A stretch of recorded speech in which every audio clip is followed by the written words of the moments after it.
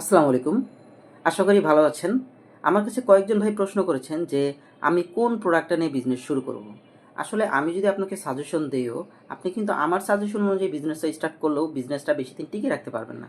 কারণ আপনি দেখে আসেন যে বাজারে এই প্রোডাক্টটা বেশি চলতেছে অথবা আমি যেই কাজগুলো করতেছি সেখানে এই প্রোডাক্টটা বেশি চলতেছে বলে আমি আপনাকে সাজেশন দিয়ে দিলাম। কিন্তু সেই প্রোডাক্টটা সম্পর্কে আপনার কোনো নলেজ নেই।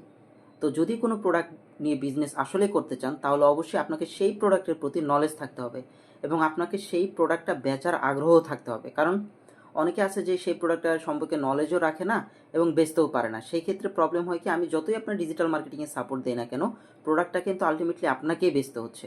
তো আপনি প্রোডাক্টটা বেচতে পারেন না। তখন গিয়ে হয় কি, ৩ মাস ৪ মাস অনেক কষ্ট করে চলার পরও আপনাকে করতে হয় কি, বিজনেসটা ছেড়ে দিতে হয়। এতে করে আপনার ব্যবসাটা লসে চলে যায় এবং আপনি ওই টাকাটা রিকভারি করতে পারেন না যেটা আপনি ইনভেস্ট করেন। তো আমার থেকে সাজেশন নেওয়ার আগে আপনি অবশ্যই চিন্তা করে নিন যে আপনি কোন প্রোডাক্টটা বেচতে স্বাচ্ছন্দ্য বোধ করবেন এবং আপনার কোন প্রোডাক্টের সম্পর্কে নলেজ আছে।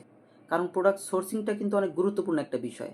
এই প্রোডাক্ট সোর্সিংটা যদি আপনি ভালো মতো করতে পারেন তাহলে কিন্তু আপনি ব্যবসাতে ভালো একটা রেভিনিউ জেনারেট করতে পারবেন।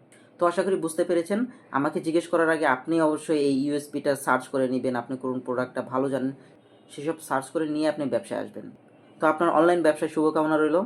ইউটিউবে দেখে থাকলে সাবস্ক্রাইব করুন আর সোশ্যাল মিডিয়াতে দেখে থাকলে ফলো করে দিন। ধন্যবাদ।